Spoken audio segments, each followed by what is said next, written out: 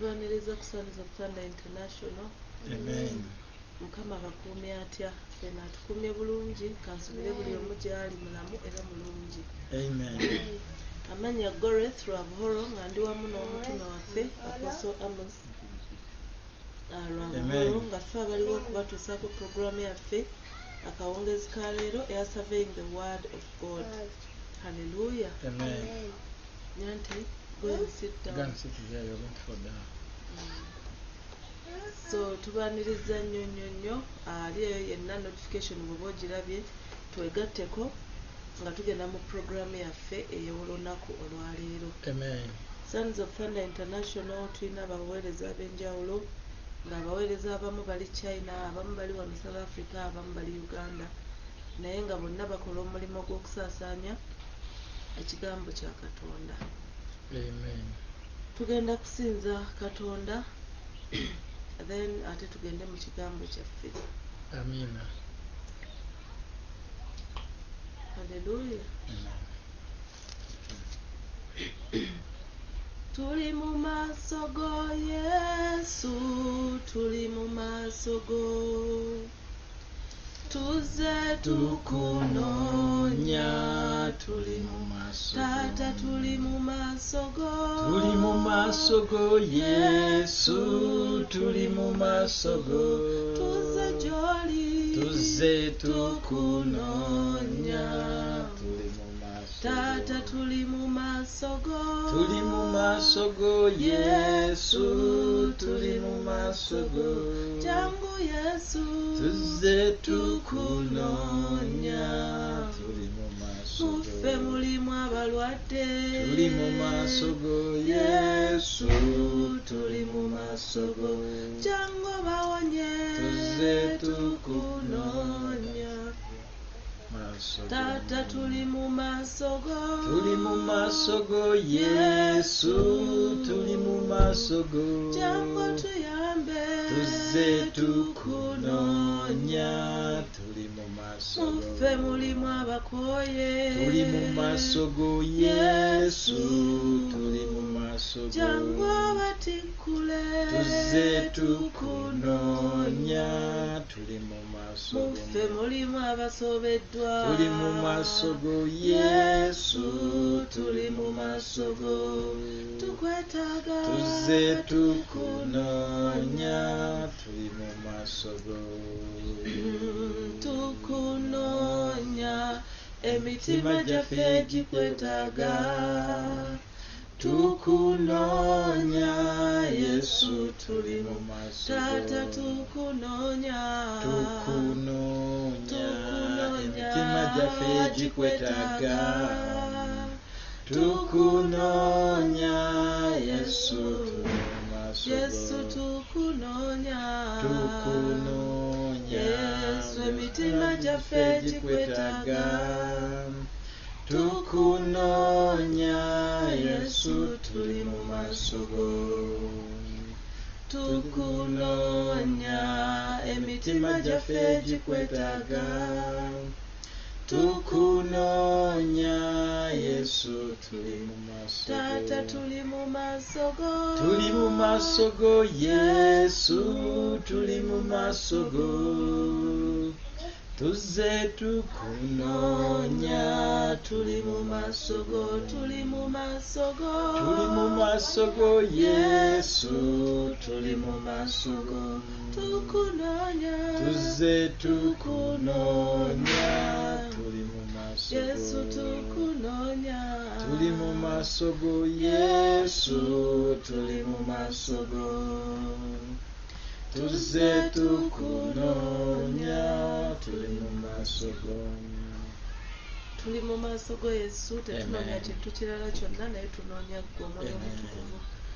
Jangu obeere naffe nga tutandika paka nga tumaliriza. Amen. Jangu owa omukisa buli ssekinnoomu yenna awaddeyo akadde ke najja abeere naffe Omwoyo Omutukuvu. Amen. Beera naffe, yogera naffe, gw'oba oyogera muffe ayi kabaka w'abakabaka, okuva we tutandikidde paka we tunaakomekereza. Tusabira network ennungi, tusabira omwoyo ogwa focus gubeere ku bulamu bwaffe mu linnya lya Yesu, Mwana Katonda omulamu. Amen. Amen.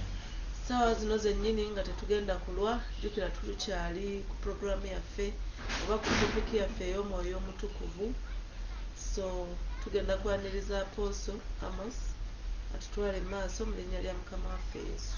Amen. Mukama akuwa omukisa omuweereza wa Katonda olw'okutandika service n'oluyimba olulungi, okutandika service n'essaala ennungi. Omutima gwaffe guyaayaana tukunoonya ensonga nkulu nnyo. Buli bw'ovaamu ekyo eky'okuyaayaanira Mukama kitegeeza biba tebikyanyuma. 1 2 biba tebikyalina makulu. 3 waba tewakyaliwo connection. Mukama waffe yeebazibwe. Amiina. Hallelujah. Amen. Ngenda kusooka kukozesa ekyokulabirako oluvannyuma tugende kitwogerako. Bwakya lumu wano Mukama waffe yeebazibwe ne twambala bulungi, nze n'omuweereza wa Katonda mukyala wange ne tutuula. Bwe twatuula ne twerabira okukyusa eryanda erya ruta etuwa network. Bwe twerabira okulikyusa twaweezayo dakiika, I remember zaali dakiika 12. Ruta nevaako ne tutakimanya, naye wali akantu kalaga live. Ne tulyoka ne tuwogera nammwe ne tuwogeranga. Ne twogera twayogerera essaawa emu dakiika 11. Mukama waffe yeebazibwe. Bwe twamaliza bwe biti ngenda kubiteeka uploadinga mbitwale ku YouTube. Nchekinga message ngenda gekoma ku dakiika 12. Naye ate twaweereza dakiika nyingi. Ko omuweereza wa n'agamba naye oba kyekiri ekibadde kisikatiramu ne kimaana ekireka.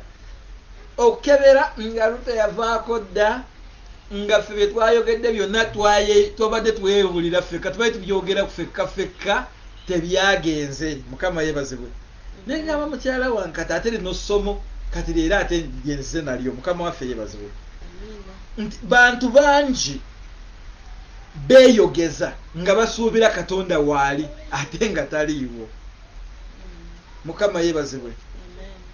Bantu bangi atandika communication ne Katonda ye prayer, n'asaba n'ayogera n'ennimi nga Katonda tali naawo waayogerera. There is no presence of the Holy Spirit there. Naye gwe wali olina ke wamakinga nkasitanda bakali kitegeeza live. Kasitola wa pikipiki omanya njiri ya byamagero. Ojja kikwata bwoti ate pikipiki eyazenga ya musambwa. Mukama waffe yeebazibwe. Ne kituyigiriza nti tulina okweteekateeka bwe tuba tunagenda ku line.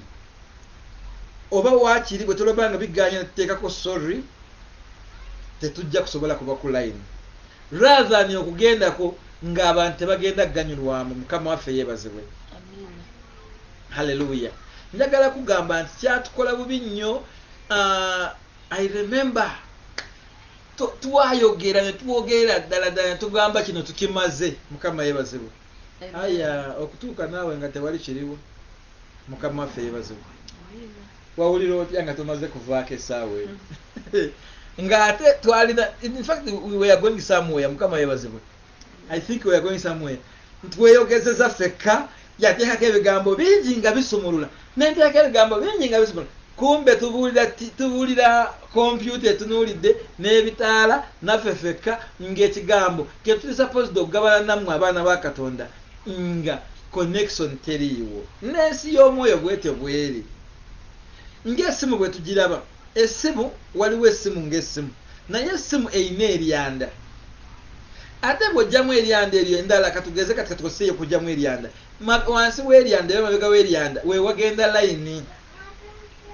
Oyinza kuba n'essimu ne layini mweri eryanda teririimu. Oyinza kuba n'essimu layini mweri eryanda mweri tekyajinze. Oyinza kuba n'essimu eryanda mweriri. Mukama waffe yeebazibwe.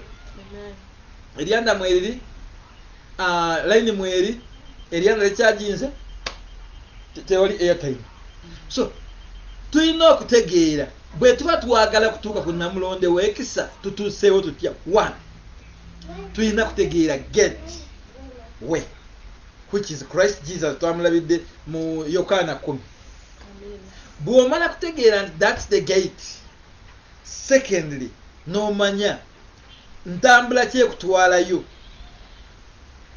nti lye kkubo n'amazima n'obulamu, still ye Yesu.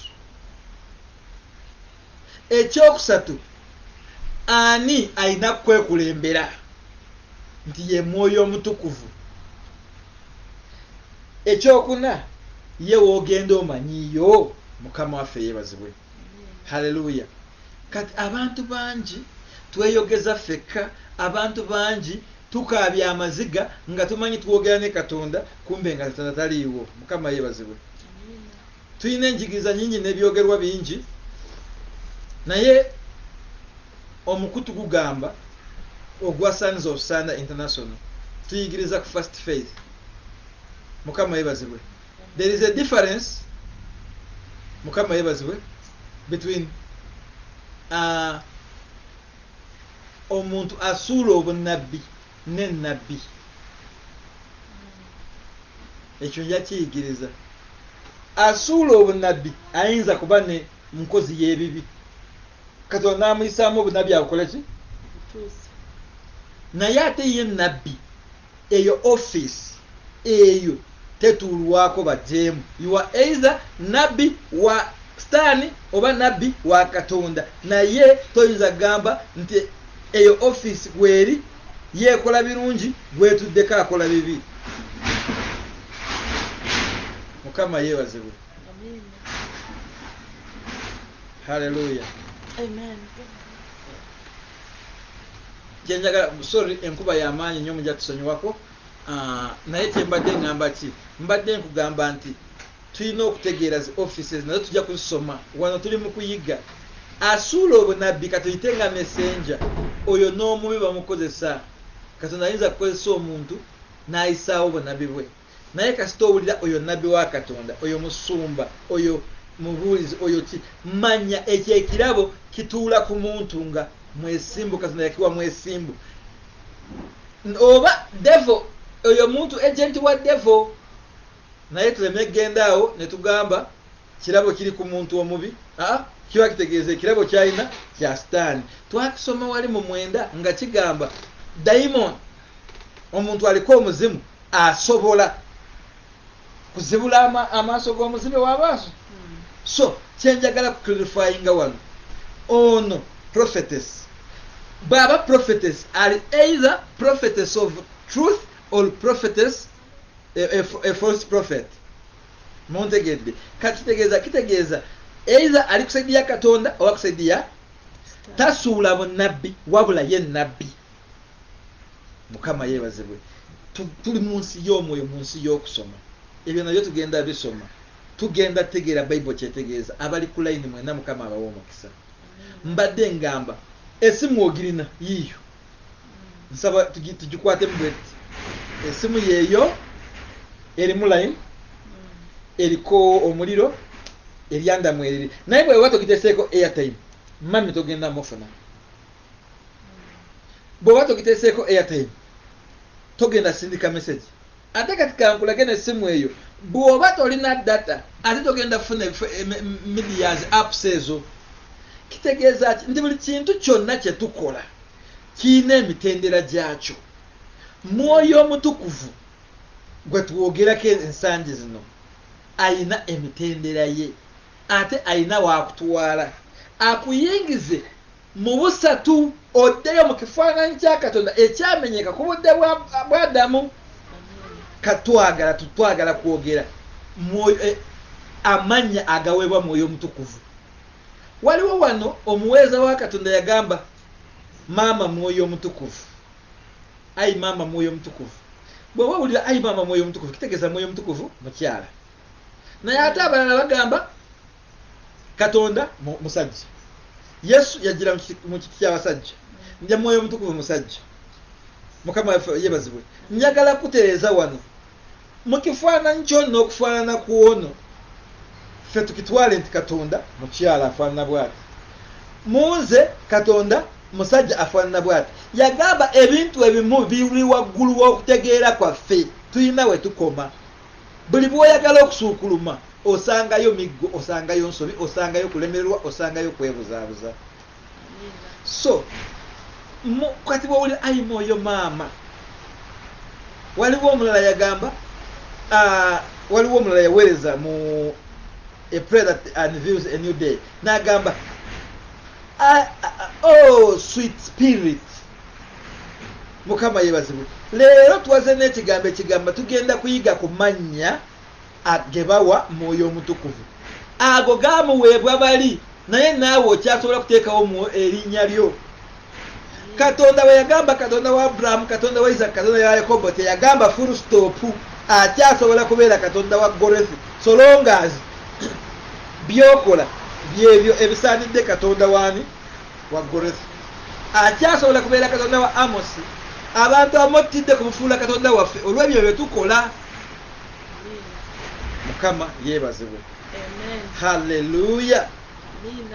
Mwoyo omutukuvu bamuyita batya? Bamuyita the spirit. The spirit. Mukama yeebazibwe. Omwoyo. The spirit has said to me. The spirit has whispered to me. Omwoyo ayogedde nange. So bw'owulira omuntu agamba omwoyo ayogedde nange, toyanguwa kumutwala mwoyo wa sitaani. Omusumba wange omulungi, Mukama amuwe omukisa, Musumba Ssenfuma yagamba, bye tubuulira abantu, bye tuweereza abantu, byemmere gye balya, bye baloota, bye babeeramu. Tulina kubuulira abantu ekigambo kya Katonda, baloote ebigambo bya Katonda. Omuntu omubeeza mu mizimu, muusaba mizimu, mutebeza mubuulira mizimu, mukola ki mizimu, ajja kuloota mizimu. Era olugamba mwoyo, ensi kigwa jjajja yafa, toddukira mu jjajja yafa. Mukama yeebazibwe. Omwoyo sooka okole positive of it, omwoyo omutukuvu. Bwe tugenda mu Acts 7:51, Acts 7:51 egamba ki? Leero tujjudde nnyo ebyawandiikibwa. Acts 7:51. Mujja tusonyiwa, waliwo enkuba, waliwo that noise, but bear with us, we'll got there. You stiff-necked and uncircumcised in heart and ears, you always resist the Holy Spirit, as your fathers did, so do you. Mukama waffe yeebazibwe. Amen. So is the spirit holy, omwoyo omutukuvu. Mukama waffe yeebazibwe. 1 Thessalonians chapter 5:19 naye erina kyeyogera. Tugenda kusoma nnyo ebyawandiikibwa, tujja kwanguwako nnyo. Mukama yeebazibwe. Hallelujah. 1 Thessalonians chapter 5:19 tusapootinga erinnya eriweereddwa. Naawe bwe kinaatuuka ng'ogenda kuwa erinnya, liyinza kutagenda mu kitabo muno kya Bible, naye ng'erinnya eryo bw'olyogera n'abaliwulira balikulabako. Abraham n'agamba my God, my provider. Olw'ensonga yali agenda kusadaaka omwana we, Katonda n'amuwa endiga. Kati bw'agamba my provider, kiba kitegeeza yamuweereza. Dawudi agamba my God, my defender, because yamudefendinga mu nsolo. Teyakomako kyo n'amudefendinga ku Goliath, teyakomako kyo yamudefendinga ku Saul, n'amudefendinga ne mu ntalo zonna. Mukama waffe yeebazibwe. Yakobo agamba my God, my redeemer. Yamununula kuva ku mukono gwa brother wa yali ampasituwinga. So kisinziira ekyo kyoli kyotuumye ekyo. Nga tetunafuna mwana waffe twanoonya amannya ag'okumuwa, nga tanaba nagenda mu lubuto, ne tusubira ku linnya lye bayita Lady. Okumanya erinnya eryo twayagala kulyerabira, maama we n'abanga yaliyina ng'omwana tanaba kujja, twakiteesako nga muyita Lady. Kati maama woono mami waffe nenteekako maama woono, manyi ffe tetutogera mu mannya g'abantu abakulu, nenteekako maama Lady. Nga maama Lady ntegeeza ani? Maama wa Queen oba maama wa Grace oba maama w'omuweereza. Kyatambulira ddala ng'emyezi 8 wa mwaka ng'erinnya likyatambulira eri. Of recent one I think n'omwezi nga nkugamba mulimu bagenda kunoonya erinnya lya mami nga tebamulaba, ng'amanya balaba maama Lady bakubire ggu. Nentandika okukyusa. Kiki kyenjaga kutegeeza nti erinnya oliweereza kusinziira twayimirira n'erinnya, nze n'erinnya lyempitibwa ewaka ng'ovudde omutume lwakuba mukyala wange naye tagenda kubeera nga agamba mutume Amos jangu mu apostle Amos jangu ne alina kumpita erinnya yampita erinnya alina Jani ye yamanyi kyeritegeeza mu bulamu bwe bw'aliyogera nange wange nemuwa erinnya bw'atuuka ewaabwe nga yazzeeyo okukyala mu bazadde bagenda kugamba Gorothi boogere neddala ge bamanyi naye ate nze bwe mba mpaana mukyala wange nena lyemuwa eryange lyendaba limugyamu kusinziiramu ebyo byakola n'ebyo byemulabyeko n'ebyo byemusuubiramu mwoyo omutukuvu baamuwa amannya kusinziira bye yakola ne bamusuubiramu naawe tonagenda kumaliriza ng'olina erinnya ly'osobola omuwa kwebyo byakuyisizaamu. 1 Thessalonians chapter 5 verse 19. 1 Thessalonians 5:19 says, do not quench the spirit. Do not quench the spirit. Wali bagambye Holy Spirit kati wano bagamba spirit. Mukama waffe yebazibwe. So bw'owulira erinnya ng'oli agamba spirit, just bless the name of God. Mukama waffe yebazibwe. Hallelujah. Wandyagadde obikuleko n'ebitabo ebirala oba tunaabawandiikira buwandiikizi. Mukama yebazibwe. Basobola kubikkula. Tukyalinayo ekitabo kya Ephesians chapter 4 verse 3. Mukama waffe yebazibwe. Verse 3 or verse 30 around there ojja kuba okitegedde. Mukama webazibwe. Olabe kiki ekyogerwawo. Verse 3. Verse 30. And do not grieve the Holy Spirit of God, by whom you were sealed for the day of redemption. Hallelujah. Amen. Do not grieve. Temuleetera mwoyo omutukuvu wa Katonda okunyolwa. Oyo gwe babateekako nga empeta bwe mwanunulibwa.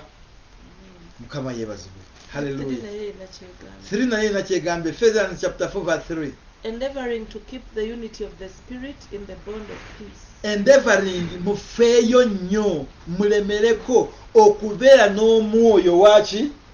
The Spirit in the bond of peace. Omwoyo ow'obumu obw'emirembe. Mukama waffe yebazibwe. I think tugende ku kyokubiri. God Spirit. Jukira ali mu busatu. Mukama waffe yebazibwe. God Spirit bw'ogenda mu Galatians chapter 5 starting from 22 ojja kutegeera kye tugamba God Spirit. Tuli mu bitiibwa ebiweebwa mwoyo omutukuvu. Tuli mu bitiibwa ebiweebwa Katonda ow'okusatu. Katonda kitaffe, Katonda mwana, Katonda mwoyo omutukuvu. Kati wano bagambye God Spirit. God Father, God Son and God Spirit. So bw'owulira oli agamba God Spirit ayogedde nange kikkirize. Agambye atya Galatians chapter 5 verse 22 and 23. But the fruit of the Spirit is love, joy, peace, long-suffering, kindness, goodness, and faithfulness, gentleness, self-control. Against such there is no law. Mukama yebazibwe. Amen. Tuli ku spirit. Hallelujah. Oyo spirit. 1 Corinthians chapter 1 okutuuka ku 11 tujja kusoma mpanvu nnyo eyogera ku spirit. Mukama waffe yebazibwe. Hallelujah. Ojja kusoma ekyawa Zaburi 15 olunyiriri lw'e10. Tuli ku God Spirit. Zaburi 15 olunyiriri lwa10 yeegamba etya?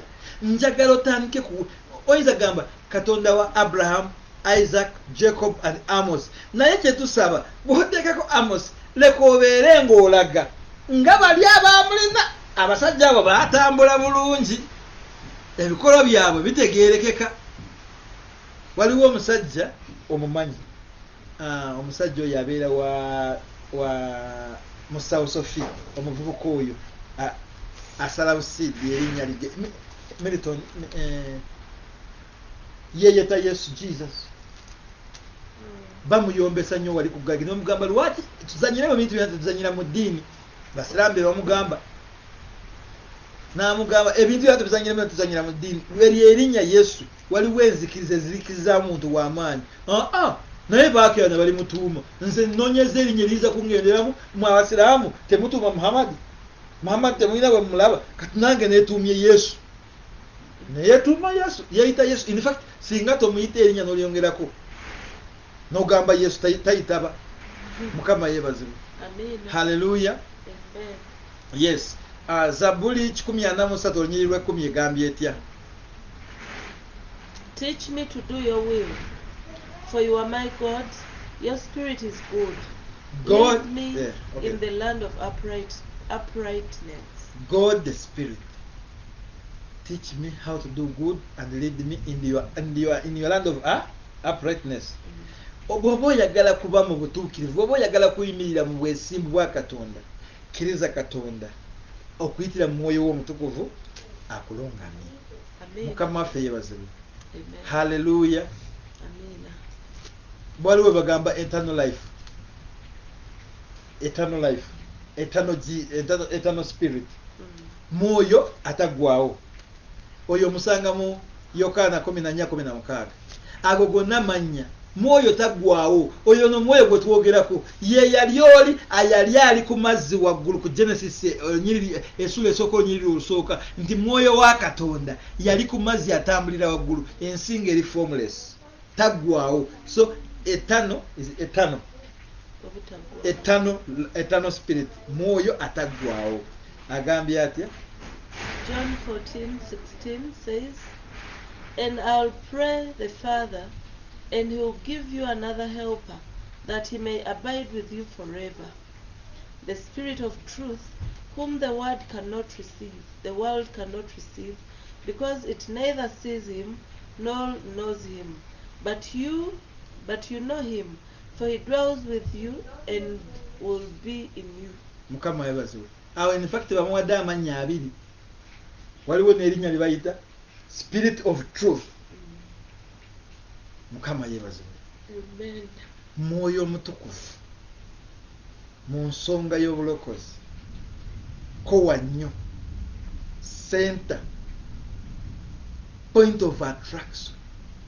Tulina kumwekwatako nnyo. Muwane of recent oyina erinnya lye wamuyita ng'osaba, nali mmanyi ngenda kulyogera linvuddemu. Naye kyama oyinza kugamba mwoyo taata, mwoyo mukwano gwange, mwoyo byonna ebyange, omukubiriza. Bamuyise obikudde wakati ogenze mu Hebrews chapter 9. Mukama yeebazibwe. Kaba tugireko etaali waliwo Mukama w'omukisa ogenda kutereera bulijjo.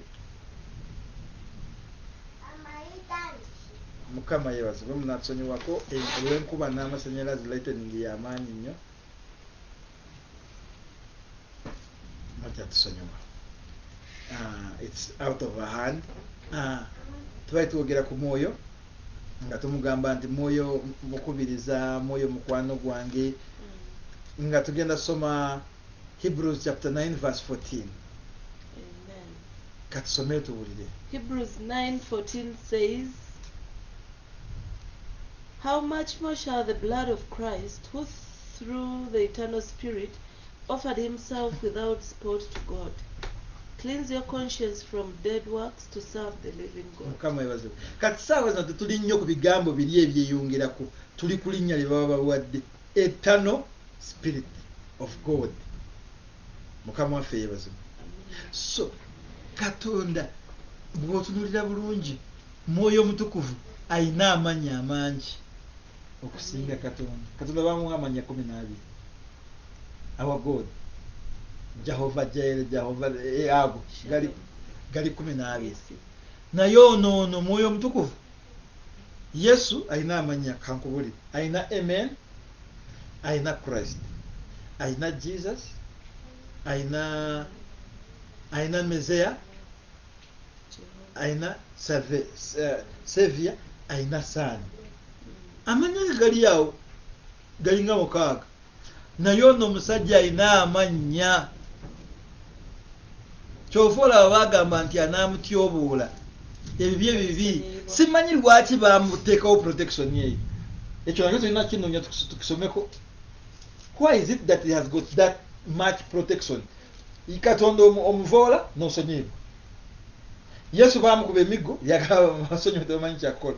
Naye ate yagamba ye mwoyo omutukuvu ne muzanyirako kaweddemu. Wankizo. Gwokirabye nga wankizo. Tugayiziizeemu ekigambo enkizo kwatamanyi Luganda akifune bulungi. Wa mugaso nnyo.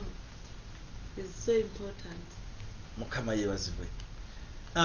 Abooluganda mwenna abali ku mikutunda bawa abali abasinzidde Kyegeegwa abasinziddewa wonna waliwo abali Ttake Mukama bawe omukisa wonna bwe muli Mukama bawe omukisa haleluya. Ate bw'ogenda mu Yokaana 16 Mukama waffe yeebazibwe. Yokaana 16 John 16. Okimanyi bagamba nti the comforter, the counselor. 16 verse 6. John 16. In fact, tandikira ku 7. John 16:7. Nevertheless, I tell you the truth. It is to your advantage that I go away. For if I do not go away, the Helper will not come to you. But if I depart, I'll send him to you. Mukama yeebazibwe. Ye muyise helper, wane muyise counselor. Kiki kitegeeza omusajja alina amannya. Hallelujah. Amen. Naawe leero ogenda kumuweererera. Naye toli muwanga lyakubuukira. Olina kutegeera linnya ki. Bwe tugamba helper, Mukama waffe yeebazibwe. Haggai ne Isimu omwana we kibagwana okukyogera. Olw'ensonga Mukama yeebazibwe. Tuweewo kasitore ka Haggai awo katono. Tulabe helper bw'akyogera. Kikola. Kikolera ddala kubanga bwe basimbula okuva mu nju ya Ibrahim. Mukama we Abraham. Nessa. Batambula olugendo gye babasibirira bituuka we bituuse ne bibaggwako ne beesanga mu ddungu like awantu awakalwa ennyo awatali yadde ekintu kyonna. Amen. Omwana yali muto mu myaka nga yeetaaga care, yeetaaga amazzi, yeetaaga ebyokulya. Atuuka ng'omwana awamanta ennyonta nga Haggai talina solution yonna. Hallelujah. Amen. Mu kifo ky'okunoonya yasigala wamu n'alowooza nti omulanga gwe gugenda omweyimirira. Naye nga Katonda bw'ali omusaasizi n'amugamba kyuka. Haggai n'alaba oluzi n'ataasibwa. N'ayambibwa. So Haggai bw'agamba my helper. Oyo omukkiriza ogamba yes sister. Yes. Mukama yeebazibwe. Waliwo erinnya no bamuyita the Lord. The Lord. Ate bw'oba olyogera byogeza amaanyi. The Lord. 2 Corinthians chapter 3 verse 13. Nayo ali omu ku abo Mukama waffe yeebazibwe. Hallelujah. Ali omu ku abo Mukama yeebazibwe. Amen. 2 Corinthians chapter 3 verse 17. Now the Lord is the Spirit, and where the Spirit of the Lord is, there is liberty. Now the Lord Is the Spirit. with their easing the work for you and me. The Lord is the Spirit. And where the Spirit of God is, There is God. Mukama waffe yeebazibwe. Amen. Tandika okwogera. Kati nze kankubulireko kwini. Okimanyi nti waliwo omuntu ayinza kukuyita maama. N'omusanga ng'ali wantu. N'ayogera erinnya lyo. N'otya n'okutya. Wanagamba maama tubaye tugamba kino. Maama kiri. Naye enkulaga oyinza musanga kabaala ka wali wakiduuka kya wali. Mbadde wali ewa Goreti. Ono yagambye maama. Mukama yeebazibwe. Hallelujah. It was 2 Corinthians chapter 3 verse 17. Nkugambye wano nkuyita queen. Osanga wali mu basajja bannange nga twogera n'owulira nga ngamba Gorethi mulese nibagamba Gorethi yani nti mukyala ono gwayita queen nti ye ffe twamanyira queen abantu ne bakuswaza ne bakubulira bo kye bamanyi ng'omuntu byakuyita wano si byakuyita eri tuwa abasajja bano Yesu amanya ge bamuyitanga Mwoyo Mutukuvu amanya ge bamuyitanga bagamuyitanga bali bokka bagamuyitanga nga bali ne family zaabwe bagamuyitanga ne mu congregation. Amen. Olina oluyimba lwoyimba akaweewo bwe kakaba mu ddungu kanoonya amazzi ag'okunywa. Oye Dawudi. Njagala nkumanye kutegeere gwe Mukama omutima gwange gunoonya Mukama njagala nkumanye ng'empeewo mu ddungu bwe noonya amazzi ag'okunywa omutima gwange gunonya mukama njagala empewo eyo egenda ng'ekigitabuseeko neba yokka. So naawe mwoyo omutukuvu muwe erinnya ly'onoomuyita ng'oli wekka ly'onoomuyita nga muli mwenna. Nakubuulirako enjiri gye twabuliranga bwe ntuuka ekifo wamanyi kyegeegwa engomese gyange bagimanyi mbeera emabega w'omuzindaalo. Kati gwe gamba haleluya banga abulira olire nje gwe nyiwagira ndi ku kitundu kye bamanyi emize gyange gyonna buulira. Haleluya. Amen. Mukama alokolera awonya. Abantu b'ekyegeegwa tuli wano tubabuulira njiri tulesa ebigambo ebirungi ebiva ewa Katonda. Bwebuzabuza in fact bayinza n'okumuyita tulina n'omukisa omulungi amazima gennyini tulina n'omwana wammwe yennyini gwe mwemanyidde wano Amosi. Leka yaterake n'oluyimba lumu ogenda kulaba Amosi gwe banga mpita owulire. Tugenda kwaniriza Apostle Amosi ajja tusabire lwakuba ye mwana waffe wano mwana wa Mungu. Kati bw'obyogera byote bajjukira bali bawulira ate bamanya empisa zange embi kati gwe yogere. Tugenda kwaniriza Apostle Amosi mwana nzaalwa ya ku kitundu kino wennyini we tuli akulidde wano mwenna mumumanyi. Nyambo ngambire musumba wano ntereza abantu bagenda kusuula emizindaalo wano mbadde nsaba Grace yabakikulira ngenda kikola naye kati emizindaalo eno ate wagalawo omuntu w'amaanyi. Kwegamba twagala okyogere wonna wooli nga kikola amakulu. Mukama waffe yeebazibwe. The Lord. Second Samuel 23:2 egambye etya? Second Samuel 23:2 Moyo mutukuvu. Second Samuel 22 verse 2 Gwe bulamu bwange omwoyo mutukuvu gwe bulamu bwange. 22:2. Second Samuel 22 verse 2 and he said, the Lord is my rock and my fortress and my deliverer. The Lord is my rock and my fortress and my deliverer. Mukama waffe yeebazibwe. Hallelujah. Wali bakugambye batya? The Spirit of the Lord spoke by me, and his word was on my tongue. The Spirit of the Lord. So the Spirit can be the Lord. Mukama waffe yeebazibwe. Hallelujah. Tugambye 23:2. Mukama akuwa omukisa. The Spirit of the Lord spoke to me and was the Lord. Mukama waffe yeebazibwe. Nyumirwa nnyo okwogera ku mwoyo omutukuvu. Mwoyo omutukuvu I think tutandika n'enkya tumukusooke tumukomye enkya tugende ku kintu ekirala oba enkya tutandikire ku kintu ekirala. Mukama waffe yeebazibwe lwakuba tujja kubeera nga tumusanga mu birala era. Mukama yeebazibwe. Haleluya.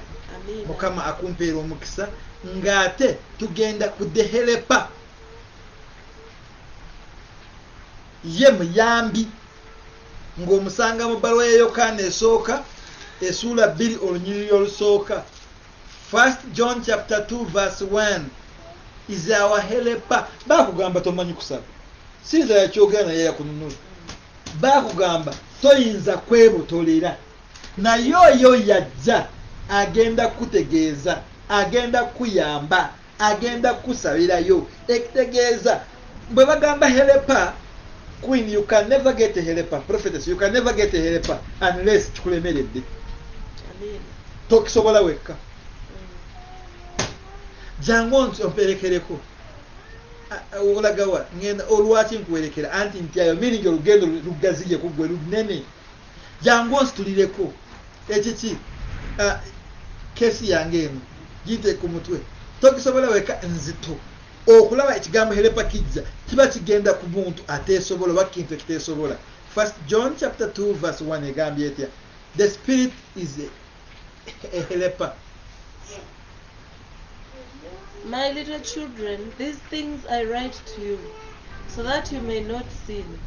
And if anyone sins, we have an advocate with the Father, Jesus Christ the righteous. Mukama waffe yeebazibwe. Kati wano bamukozesa nga advocate luzungu lw'amaanyi. Nakugamba mu ssomero bw'okola ensonga bagamba they will punish you. bw'ogenda mu kooti bakugamba they will sentence you. Amen. Ate bw'oba mulo bagamba you will hold accountable for that. Bw'ogenda mu bino bya accounts. So just bakyusa bukyusa n'ekigambo kye kimu helper ne advocate oba owulira nti bafunye ba lawyer baba baagala akuyamba nga gwe kikulemeredde. Mukama yeebazibwe. Hallelujah. The spirit of bw'owulira the spirit of kati yawo bakyayiza gamba the spirit of God, the spirit of Lion of Judah, the spirit of Christ Jesus, the spirit of our Father, the spirit of Mukama yeebazibwe. Isaiah 61:1 egambye etya? The spirit of the Lord God is upon me, because the Lord has anointed me to preach good tidings to the poor. He has sent me to heal the brokenhearted, to proclaim liberty to the captives, and the opening of the prison to those who are bound. The spirit of God. Kati wano the spirit of bakyongerako bw'ogenda mu Isaiah 11:2 egamba kiyo. The spirit of God. Isaiah The spirit of the 11. Most High. The spirit of Alpha and Omega. Isaiah 11:2. The spirit of the Lord shall rest upon him. What The if God? spirit of wisdom The spirit of wisdom and understanding. and The understanding. spirit of counsel and might. Hallelujah. The spirit of knowledge and of the fear of the Lord. Omugawulidde amanya awo wamu bangi. Mukama yeebazibwe. Simanyi awo okusinziira ng'okusomyeko oyinza kutugaziyaako katono ne tugende mu maaso. Tukyali ku mannya agayitibwa omwoyo omutukuvu nga twasookedde ku linnya erya the spirit itself, ne tudda ku good spirit, ne tudda ku eternal spirit, ne tudda ku the Lord. The Holy Spirit is also the Lord. Ne tudda ku helper, kati tuli ku the spirit of. Amen. Ne bwe tuba tusaba tukikozesa nnyo the spirit of, N'oteekako the eki. spirit of, the N'oteekako. spirit of. Mm. So he is the spirit of everything. So kati nze kankubuuze. Bwe mba siina spirit, wisdom nyinza kulemerwa okumutuukako. Njagala otwogere ku paati yabo. Sooka tusomere amannya gano. The spirit of the Lord shall Oyo rest omu. upon him. The spirit of wisdom and Wisdom babiri. understanding. The spirit of counsel and might. Satu. The spirit of knowledge of the fear of the Lord. Nnya. So without the spirit you're nothing. Ebyo byonna oyinza butabituukako. Yes. Kiba kitegeeza amannya gano gonna gamugyamu is the spirit of knowledge. You want knowledge, allow him to avail himself in you. You will definitely get the knowledge.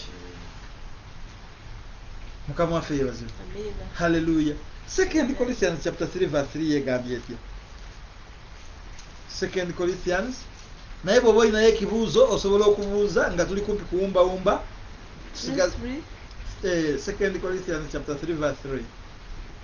2 Corinthians 3 verse 3 says, "Clearly you are an epistle of Christ, ministered by us, written not with ink, but by the Spirit of the living God, not on tablets of stone, but on tablets of flesh, that is of the heart." The spirit of the The living. living God. Mukama waffe yeebazibwe. Amen. So okyasobola kuteekako erinnya n'ogamba the spirit of God of Amos. Mukama yeebazibwe. Amen. Baamuwa amannya kusinziira ebyo bye yakola ate bakugambye nti baamala gabigwamu bugwi mwoyo omutukuvu ye yabalungamyanga. Amen. Amen. Amen. Hallelujah. Tugenze mu kitabo ekisembayo ku mutwe guno oluvannyuma nabbi wa Katonda agenda kuwumbawumba nga batulindayo ekibuuzo nga tukisanga mu 1 Peter chapter 4 verse 14. Weereza mwoyo omutukuvu erinnya. Mukama yeebazibwe. Nze mulimu bwe mba nkuwuliriza mulimu bwe mba nkuwuliriza naye mba nsaba nenga akampulirize ne mpulira ng'omusajja oyo muyitayo amannya sooka ompeeyo ku mannya g'omuyita naawe oba gakugwako obugwi olumu. Katusooke tusome ekyawandiikibwa. 1 Peter 4:14 says, "If you are reproached for the name of Christ, blessed are you, for the spirit of glory and of God rests upon you." Ulira ako nako. Spirit of glory of God. Is resting upon who? So upon us. So omwoyo omutukuvu bw'obanga olina omwoyo omutukuvu manya oli mugagga nnyo nnyo nnyo nnyo mu nsi ey'omwoyo ne mu nsi ey'omubiri. Abantu abamu ebitiibwa babijje mu nsimbi zaabwe, babijje mu bakazi, babijje mu bintu bya nsi, naye omwoyo omutukuvu ye agaba ekitiibwa, akuteekako ekitiibwa ekya Katonda. Haleluya. So omwoyo omutukuvu kintu kikulu nnyo nnyo nnyo mu bulamu bwaffe. Muntu mukulu nnyo, sijja kiyita kintu, muntu mukulu nnyo mu bulamu bwaffe ng'abakkiriza. Haleluya. Awatali mwoyo tewali kye tusobola kukola. Kankuyimbireyo oluyimba ojja kunsasula. Awatali gwe mwoyo pulira sisobola. Awatali gwe mwoyo mpulira sisobola. Awatali gwe mwoyo pulira sisobola sikiyinza. Awatali gwe mwoyo pulira sisobola. So awatali mwoyo tetulina kye tuyinza.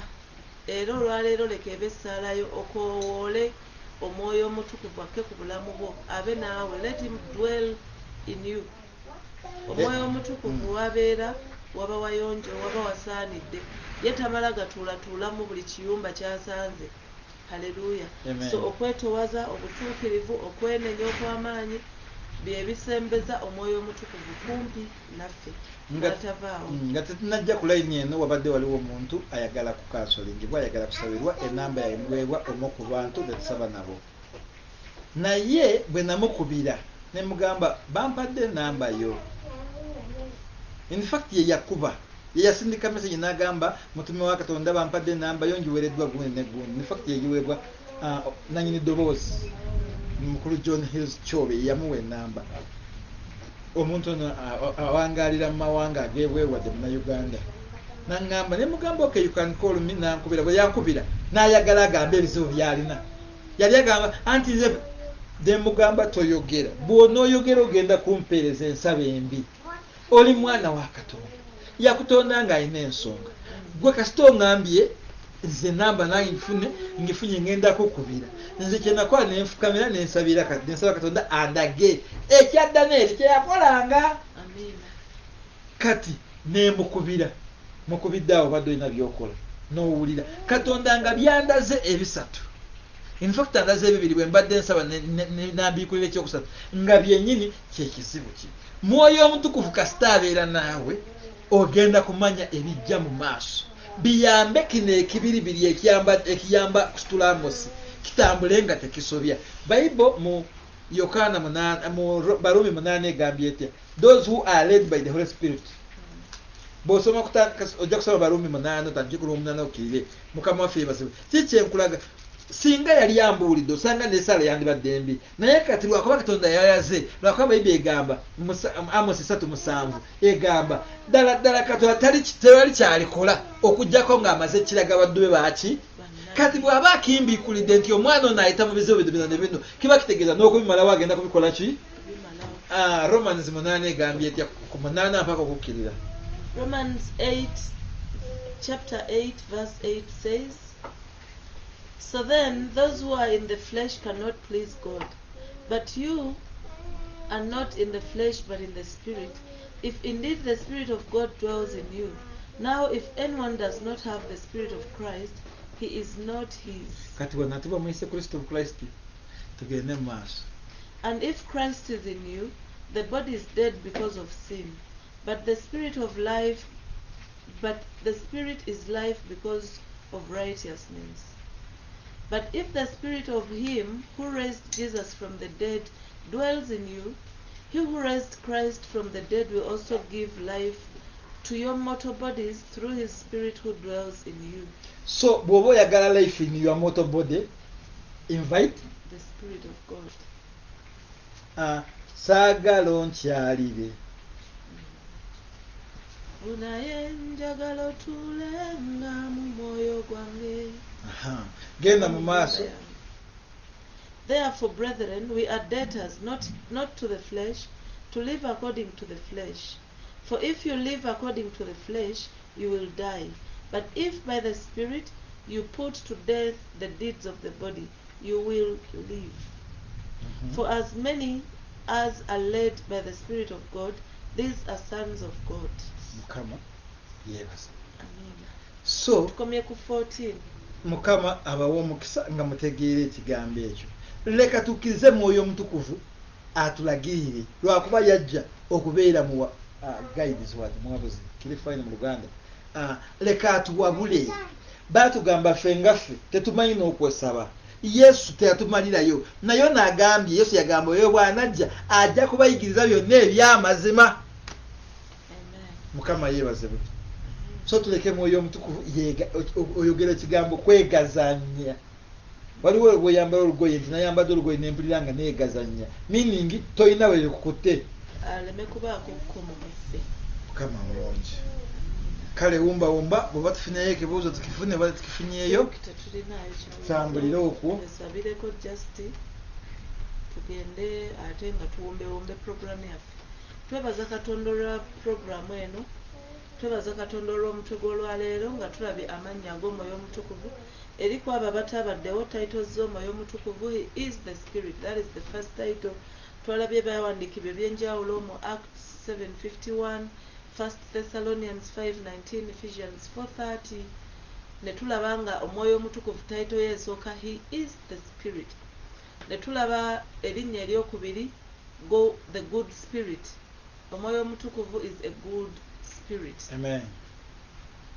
Ne tulaba Galatians 5:22-23, 1 Corinthians 12 from 1 to 11, ne tulaba Psalms 143:10. Ne tulaba erinnya erirala eryokusatu nti eternal spirit, omwoyo abeerera oba omwoyo ataggwaawo. So gwe tolowooza nti buli bw'osaba Omwoyo Omutukuvu n'omuyita abamu gwe wekka ewange tabaayo, beewa Apostle tabaayo, beewa eChina tabaayo. He is eternal. So buli wamu waali taggwaawo. Erinnya eryokuna ne tulaba nga the Spirit is also called the Lord. Omwana ne tulaba 2 Corinthians 3:17, ne tulaba 2 Samuel 23:2. Erinnya eryokutaano He is the helper. 1 John 2:1, John 14:16. Ne tulaba eddala the spirit of understanding, the spirit of knowledge, the spirit of life, the spirit of righteousness. So ge mannya ago agamu ku mannya amatono ffe ge twajjeeyo agayitibwa Omwoyo Omutukuvu. Naye nga amannya alina mangi nnyo, simanyi ameka. Haleluya. So nkusaba wooli awo wonna ku ssimu yo, wooli mu buliri bwo, wooli mu ntebe yo, wooli ku mukeeka gwo, ositule essaala okwola Omwoyo Omutukuvu ku bulamu bwo. Buli bwe tuba n'Omwoyo Omutukuvu bingi byatukugira okukola. Bw'abadde asazeewo nti ogenda kubba akasimu ka brother oli okamusokole mu nsawo, Omwoyo yakubiriza n'akukona ku kibegabega n'agamba tokikola, obwo buba bubbi. Yesu tayagala babbi. Haleluya. So tusabe Omwoyo wa Mukama adweringe mu ffe obutavaamu, abeere nga atukubiriza, abeere nga atulungamya. He is a guide to us. He is a helper, muyambi we tuzitoowereddwa. Omwoyo Omutukuvu y'aba abeerawo atuyambe. We tunakuwalidde ajja atuzzeemu amaanyi because he is the comforter. Haleluya. Tusobola ositula amaloboozi gaffe, bwe tunaamala tugenda kusaba ekisa tuve mu kifo kino. Mulungi tukwebaza kuba oli mulungi, tukwebaza olw'amannya ago, tukwebaza olw'ekigambo eky'obulamu eri obulamu bwaffe Yesu. Obulamu bwange tebusigadde kyekimu, obulamu bwange tebusigadde kyekimu, bukyusiddwa Omwoyo wa Mukama kuba kati nkulaba mu ngeri ndala Omwoyo wa Mukama. Bw'omwoyo wennyini, bw'omwoyo omulungi, bw'omwoyo ataggwaawo, bw'omwoyo Mukama, bw'omwoyo omuyambi, bw'omwoyo w'amagezi, bw'omwoyo w'obulamu, bw'omwoyo w'okumanya, bw'omwoyo w'obutuukirivu. Nkusaba onneegatteko Omwoyo wa Mukama. Ebadde essaala yange nga nkusaba amagezi agava gy'oli. Amagezi tulaba nga wawa Kabaka Sulemaani amagezi agasukkulumye Mukama. Naye ng'era Omwoyo Omutukuvu wali ku ye. Naye nange nsaba Omwoyo ow'amagezi okumanya, okutegeera yeegatte ku bulamu bwange. Oleka obukalu bwe mbaddeko ng'ebintu mbikola nzekka.